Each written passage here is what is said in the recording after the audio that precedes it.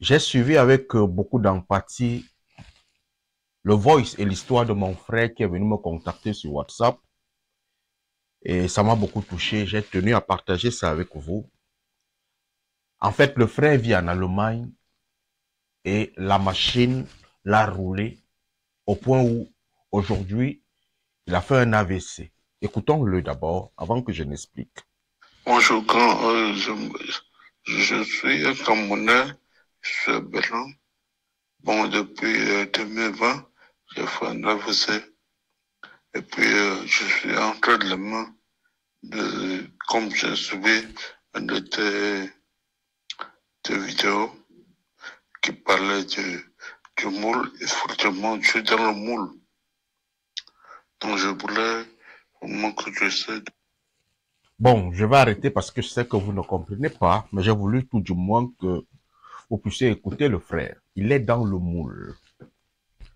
J'ai parlé du système du moule dans une de mes vidéos où je tenais à dire que,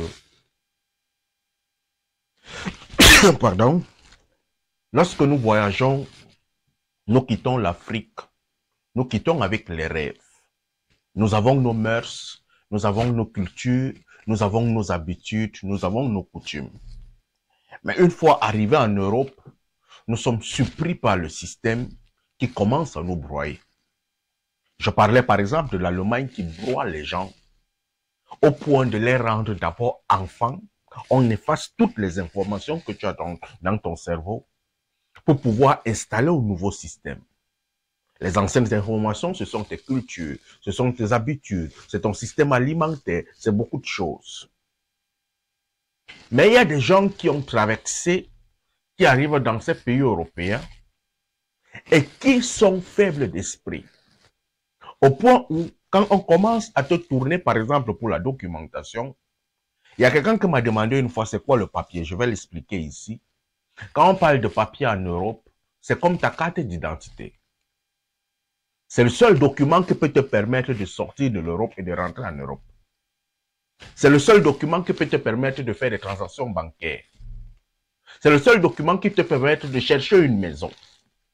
Si tu n'as pas les papiers en Europe, véritablement, tu es comme une personne lambda, tu es comme un prisonnier. Tu n'as pas de vie. Alors, beaucoup de personnes ne supportent pas ce style de vie. J'ai faim, je devrais demander à un ami. J'ai un parent que j'ai perdu en Afrique, je devrais rester ici et accepter qu'on l'enterre à distance, je regarde dans la vidéo. Je voudrais me marier, j'adore ma femme à distance, je ne peux rien faire parce que je n'ai pas de papier. Parfois, les habitudes, une personne était habituée à manger en famille.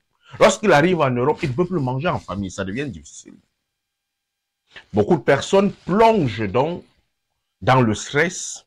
Beaucoup de personnes plongent donc dans la solitude et cette solitude finit par les amener vers des choses compliquées, comme la maladie. Beaucoup de personnes vont se retrouver, non, véritablement, moi je ne comprends pas ce style de vie où tu vas vivre avec le chien, tu vas vivre avec le chat. Tu vas être dans une maison 4 murs, personne ne te parle. À peine tu vas dire bonjour à un voisin.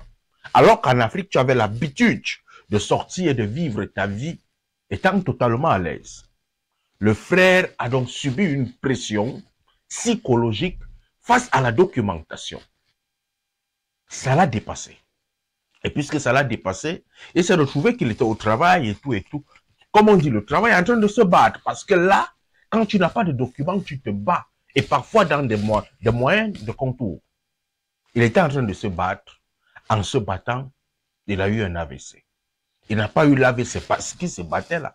Il a eu l'AVC parce qu'il a commencé à réfléchir depuis longtemps. Il n'est pas le seul. J'ai connu des gens qui ont eu des AVC ici, plein. Il y a des gens qui sont handicapés, plein. Ici en Allemagne, je connais plusieurs. Pourquoi? Parce qu'ils ne sont pas capables de supporter la pression du système. Mais nous sommes dans le pays des gens. Nous avons voyagé pour chercher l'argent. Avant de voyager, il faudrait connaître ta force, ta capacité à supporter la pression. Si tu n'as pas la capacité à supporter la pression, s'il te plaît, reste en Afrique. Ne voyage pas. Ne sors pas. Ne va pas chez les gens.